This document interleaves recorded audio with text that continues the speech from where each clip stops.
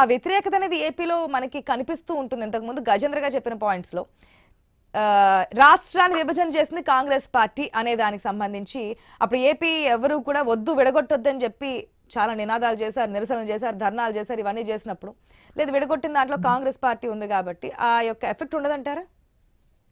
విభజన హామీకి ఆ దినం అందరూ కూడా లెటర్లు ఇవ్వడం జరిగిందండి, విభజించమని చెప్పి.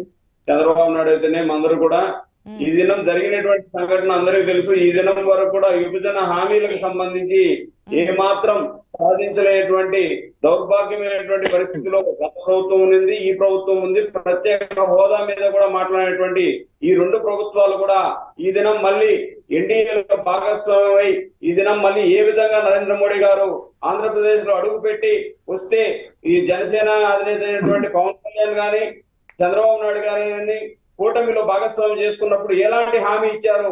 ప్రత్యేక హోదా మీద ఇచ్చారా? పోలవరం ప్రాజెక్టు మీద ఇచ్చారా? విశాఖ స్టీల్ ప్లాంట్ ను ప్రైవేటీకరణ చేయకుండా ఆపుతానని ఇచ్చారా? ఎలాంటి హామీలు తీసుకొని మీరు ఈ ప్రభుత్వానికి మళ్ళీ ఎన్డీఏలో కూటమిలో భాగస్వామ్యం అయ్యారో చెప్పాల్సినటువంటి అవసరం మొట్టమొదటి ఉంది. అదే విధంగా ఈ దినం 10 సంవత్సరాల రాష్ట్ర విభజన చేసినప్పుడు అప్పుడే ప్రత్యేక హోదా ఇవన్నీ కూడా చట్టంలో చేస్తుంటే బాగుండేది కదా, ఎందుకు కాంగ్రెస్ పార్టీ చేయలేదని ఒక ప్రశ్న లేవనెత్తుతున్నారు కదా, దానికే సమాధానం చెప్తారు? పార్లమెంట్ సాక్షిగా ప్రధాని స్థాయిలో ఆ దినం చెప్పడం జరిగింది. పార్లమెంట్ లో చట్టం చేయడానికేనండి. పార్లమెంట్ లో మన్మోహన్ సింగ్ గారు ఆ దినం హామీ చెప్పడం జరిగింది. ఆ హామీనే కదా ఈ దినం కూడా నెరవేర్చుకోవాల్సినటువంటి బాధ్యత. ఆ దినం వెంకయ్య నాయుడు 10 సంవత్సరాలు కావాలని చెప్పి అడిగారు ప్రత్యేక హోదా. అటువంటి వెంకయ్య నాయుడు ఒక ఉన్నతమైనటువంటి స్థాయిలో ఉండి కూడా ఆయన పోరాటం చేసినట్టు నటించారు. కానీ స్థానంలో కూర్చుంటానే బీజేపీ అధికారంలోకి వస్తానే మళ్ళీ అలాంటి విషయాన్ని మాట్లాడినటువంటి పరిస్థితి లేదు. విభజన చేసినప్పుడే కాంగ్రెస్ పార్టీ క్లియర్ కట్ గా చేస్తుంటే ఇటువంటి పరిస్థితులు రావు కదా అనే ప్రశ్నకి ఏం చెప్తారు? అవునండి, నోట్ చేశారు. కానీ ఆ దినం కొన్ని ఇష్యూస్ వల్ల అది కాకపోవడం జరిగింది. ఆ ఇష్యూస్ వల్ల ఏపీలో కాంగ్రెస్ పార్టీ మీద వ్యతిరేకత ఉంది అంటే కాదంటారా? అన్ని పార్టీలు కూడా ఆ దినం రాష్ట్రాన్ని విభజనకు ప్రతి ఒక్కరు కూడా సహకరించారు. బీజేపీ గానీ అదే విధంగా తెలుగుదేశం గానీ. మరి దీన్ని తెలంగాణలో ఎందుకు యాప్ చేయరు?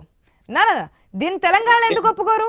ఎస్, రాష్ట్ర విభజనకి అన్ని పార్టీలు సహకరించాయి, బీజేపీ మద్దతుతోనే మేము తెలంగాణ రాష్ట్రాన్ని ఇచ్చామని చెప్పి తెలంగాణ స్టేట్ లో మాత్రం అంగీకరించారు.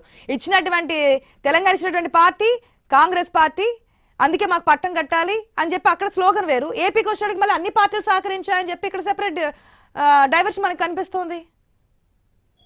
కాదండి, ఈ దినం వరకు కూడా గత ప్రభుత్వంలో ఉన్నటువంటి వ్యక్తులు గాని ఈ ప్రభుత్వంలో గాని నరేంద్ర మోడీ గారిని ఒక్క మాట కూడా ప్రత్యేక హోదా విషయమే మాట్లాడకుండా ప్యాకేజీల కోసము ఇంకొక దాని కోసము కుయుక్తులు పడుతూ వాళ్ళ కేసుల కోసం కాపాడుకుంటున్నటువంటి పరిస్థితి. ఈ దినం కాంగ్రెస్ పార్టీని విమర్శిస్తున్నారంటే గతంలో పార్టీని 5 సంవత్సరాలు విమర్శించారు, అయిపోయింది. ప్రజలు 10 సంవత్సరాలకు మా కాంగ్రెస్ పార్టీని ఆదరిస్తున్నారు. జరిగినటువంటి పరిణామాలు ఈ ప్రభుత్వం బీజేపీ ప్రభుత్వం కానీ ఇప్పుడు ఉన్నటువంటి ప్రాంతీయ పార్టీల వలన కుట్ర కుతంత్రాలు, ఒకరి మీద ఒకరు దేశాలు తప్ప రాష్ట్రం అభివృద్ధి జరిగింది లేదు, కేంద్రం నుంచి నిధులు తీసుకొచ్చింది లేదు. ఎంత మాత్రం వాళ్ళ యొక్క బటన్లు నొక్కడం తప్ప, బటన్లు నొక్కితే ఈ దినం వరకు కూడా విద్యా దీవెన గానీ విద్యా కానుక గానీ పడినటువంటి పరిస్థితి. ఏపీలో సంక్షేమ పథకాల గురించి అమలయ్యాయా, అమలు అవ్వలేదా, ఎంత % అయింది, అమ్మఒడి 15,000 నుంచి 13,000 ఇచ్చారు, ఇది కాదండి డిస్కషన్. కాంగ్రెస్ పార్టీ బలం పుంజుకుందా, పుంజుకుంటే ఏ స్థాయిలో పుంజుకుంది, ఆ పుంజుకున్న ఎఫెక్ట్ ఏ పార్టీ మీద పడబోతోంది? 10 సంవత్సరాలు అయిపోయిందండి మేము అధికారాన్ని కోల్పోయి. ఖచ్చితంగా ఆంధ్ర రాష్ట్రంలో 10 సంవత్సరాలు ప్రభుత్వం అధికారంలో లేకపోవడం వలన, కేంద్రంలో బీజేపీ పార్టీ ఉండడం వలన ఒక శ్రీరాముని జపము, శ్రీరాముడు అందరి వాడు, బీజేపీ ఒక పార్టీ వాడు కాదు. ఎటువంటి నష్టపోయారో దేశ ప్రజలకు రాష్ట్ర ప్రజలకు తెలుసు. ఖచ్చితంగా కాంగ్రెస్ పార్టీని ఆదరిస్తారు. భారత్ జోడో యాత్ర ద్వారా రాహుల్ గాంధీ గారు రాష్ట్ర వ్యాప్తంగా అన్ని రాష్ట్రాలు తిరిగాడు, ప్రజల సమస్యలు తెలుసుకున్నాడు. అదే విధంగా ఆంధ్ర రాష్ట్రంలో కూడా 9 మేము గ్యారెంటీలు ఇవ్వడం జరుగుతుంది. ఖచ్చితంగా ప్రతి పేదవాడికి న్యాయం జరగాలనేటువంటి ఒక సిద్ధాంతంతో కాంగ్రెస్ పార్టీని మేము గత 10 సంవత్సరాల నుంచి కూడా బలోపేతం చేసుకుంటూ వచ్చాం. షర్మిల గారు చేరడం వలన కాంగ్రెస్ పార్టీకి బూస్టింగ్ అయితే వచ్చింది. ఆమె కూడా ఇప్పుడు కేటాయించినటువంటి సీట్లు కూడా కరెక్ట్ గా పద్ధతి ప్రకారం గెలిచేటువంటి వ్యక్తులకు కేటాయించాలి. మా పార్టీలో ఎమ్మెల్యేలు వచ్చి చేస్తే వాళ్ళకి సీట్ ఇవ్వడంలో ఇబ్బంది లేదు, కానీ 10 సంవత్సరాలు కాంగ్రెస్ పార్టీని కాపాడుకుంటూ వచ్చినటువంటి వాళ్ళకు సీట్లు ఇవ్వకుండా ఇబ్బంది పెట్టి మిగతా వాళ్ళకి ఇవ్వడం వలన పార్టీ కొంచెం నష్టపోతుంది. కాబట్టి దాన్ని కూడా సరి చేసుకుంటారని మేము అనుకుంటున్నాం. అధిష్టానం దృష్టికి వెళ్ళే సమస్యలన్నీ కూడా అవన్నిటి కూడా పరిష్కరించుకొని ఖచ్చితంగా కాంగ్రెస్ పార్టీ అసెంబ్లీలో అడుగు పెడదామని చెప్పి ఈ సందర్భంగా తెలియజేస్తున్నాం. ఎన్ని సీట్లు వస్తాయంటారు? ఇప్పటి వరకు 126 అసెంబ్లీ, 11 పార్లమెంట్ సంబంధించి అనౌన్స్ చేస్తున్నారు. మరి ఇప్పటి వరకు అనౌన్స్ చేసిన వాటికి మనం చూసుకుని ఉంటే అభ్యర్థుల క్యాండిడేట్స్ బలాబలాలు తెలుసుంటాయి కదా, ఏ నియోజకవర్గాల్లో ఏ విధంగా ఉన్నారని. మేము ఏంటండి మా యొక్క అవసరం అధికారంలో ఎవరైతే వస్తారో వాళ్ళకి మా అవసరం ఉండనే ఉంటుంది. అంటే అర్థం కావట్లేదు. ఏపీ రాష్ట్రంలో హంగ్ వస్తుంది, హంగ్ వస్తే మా పార్టీ యొక్క బలాన్ని బట్టి ముందుకెళ్తారని. ఉన్నవి 2 అండి, ఇక్కడ కూడా ఒక క్లారిటీ కావాలి. ఉన్నవి 2, మీతో పాటు 3. మీరు పక్కన పెడతారు, ఎందుకంటే అధికారం కోసం కాదు, మేము హంగు కోసం చూస్తున్నాం. మా పార్టీ బలం అక్కడ యూజ్ అవ్వాలనేది మీ యొక్క ఒపీనియన్ కింద కనిపిస్తోంది. మా యొక్క శక్తిని మేము చెప్తున్నాం. ఆంధ్రప్రదేశ్ లో ఏమీ లేరు అన్నారు కదా, మేము భారత్ జోడో యాత్ర ద్వారా రాహుల్ గాంధీ గారు చేపట్టినటువంటి ఈ యొక్క పాదయాత్ర ద్వారా ప్రజల సమస్యలు తెలుసుకున్నాం. ప్రతి ఒక్కరికి కూడా ఈ దినం ఉపాధి హామీ కూలీలు కూడా 400 రూపాయలు, అదే విధంగా ప్రతి కుటుంబానికి. నేను మళ్ళీ అడుగుతున్నా, భారత్ జోడో యాత్ర, భారత్ జోడో న్యాయ యాత్ర, ఈ యాత్రలు అన్ని ఎఫెక్ట్ పంచన్యాయ సూత్రాలు కావచ్చు, లేదంటే ఏపీలో పోతున్నటువంటి 9 గ్యారంటీలకు సంబంధించి కావచ్చు, అన్ని ఎఫెక్ట్ వల్ల ఏపీలో కాంగ్రెస్ పార్టీకి వచ్చే సీట్లు ఎన్ని అనుకుంటున్నారు? మేము 20 సీట్లు తగ్గకుండా వస్తామండి. 5 పార్లమెంట్ అసెంబ్లీ, 5 పార్లమెంట్లు, 25 అసెంబ్లీలు అండి. సో గెలుపు కోసం అయితే కాదు, కేవలం హంగ్ వస్తుంది, మా పార్టీ యొక్క ఎవరికి అధికారం రాదు కాబట్టి మా పార్టీ కింగ్ మేకర్ అవుతుంది అంటున్నారు. అధికారం మా చేతికి వస్తుందండి.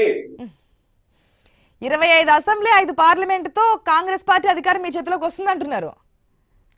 అవునండి, సెంట్రల్ లో మేము కేంద్రంలో రాబోతున్నాం. ఇక్కడ ఉన్నటువంటి పరిస్థితులు అభివృద్ధి జరగాలంటే ఖచ్చితంగా ఏ పార్టీకి అయితే సీట్లు వచ్చాయి వాళ్ళందరూ కూడా మాతో వచ్చి కలిస్తేనే పార్టీ ముందుకెళ్తుంది. ఓకే, ఈ మా ఈక్వేషన్స్ ఖచ్చితంగా నెరవేరుస్తాం. దాని ప్రకారం అంగీకరిద్దాము.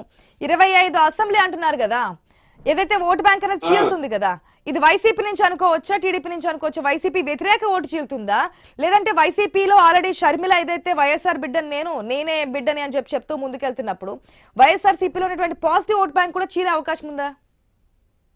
ఎన్డీఏలో ఎవరైతే భాగస్వామ్యం ఉన్నారో, లోపాయకార ఒప్పందం కావచ్చు, సక్రమైనటువంటి మార్గంలో ఉన్నటువంటి వాళ్ళు కావచ్చు, అన్ని పార్టీల నుంచి ఖచ్చితంగా కాంగ్రెస్ పార్టీకి వేస్తారు. భారతీయ జనతా పార్టీతో ఎవరైతే అన్ని సంబంధాలు పెట్టుకొని ఉన్నారో వాళ్లకు ప్రజలు బుద్ధి చెప్తారు. భారతీయ జనతా పార్టీ వలన జరిగినటువంటి నష్టాన్ని దేశ ప్రజలు, రాష్ట్ర ప్రజలు గమనించారు. ఖచ్చితంగా కాంగ్రెస్ పార్టీని ఆదరిస్తారు అనేటువంటి ఒక నమ్మకం. వ్యతిరేక ఓటు అనేది చీలుతుంది, ఏదైతే కూటమికి వేసే ఓట్ బ్యాంక్ అనేది కాంగ్రెస్ కు వస్తుంది అంటున్నారు మీరు. ఖచ్చితంగా అందరూ మాకు శత్రువులే. వీళ్ళు ఎవరైనా కానీ, ఎన్డీఏలో భాగస్వామైనా కానీ, చెప్పినట్లు మరొక పాయింట్ కూడా నాకు క్వశ్చన్ రేజ్ అవుతుంది భాస్కర్ గారు, దాని గురించి కూడా ఒకసారి క్లారిటీ ఇవ్వండి, ఎందుకంటే ప్రజలకు కూడా ఆ డౌట్ ఉండే ఉంటుంది. ఒక నిమిషం అండి సుధాకర్ గారు.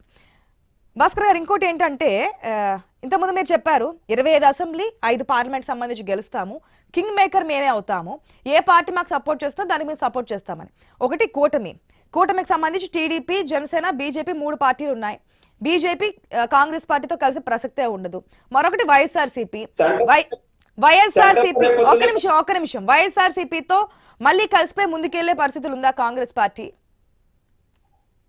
సెంట్రల్ లో మేము అధికారంలోకి వస్తే ఏ పార్టీ మా దగ్గరికి వస్తే మేము ఆహ్వానిస్తామండి. ఖచ్చితంగా అన్ని పార్టీలు రేపొద్దున చంద్రబాబు నాయుడు రారనేది లేదు, పవన్ కళ్యాణ్ రారనేది లేదు, అందరూ వస్తారు. కేంద్రంలో అధికారంలో రాబోతున్నాం. ఖచ్చితంగా మేము కేంద్రంలో రాబోతున్నటువంటి ప్రత్యేక హోదా మీద మేము ఈ దినం మేనిఫెస్టోలోనే పెట్టడం జరిగింది. 10 సంవత్సరాలు ప్రత్యేక హోదా ఇస్తామని చెప్పినటువంటి జాతీయ పార్టీ ఒకే ఒక్క పార్టీ అండి. మేనిఫెస్టోలో పెట్టినటువంటి ఏ పార్టీలు లేవు.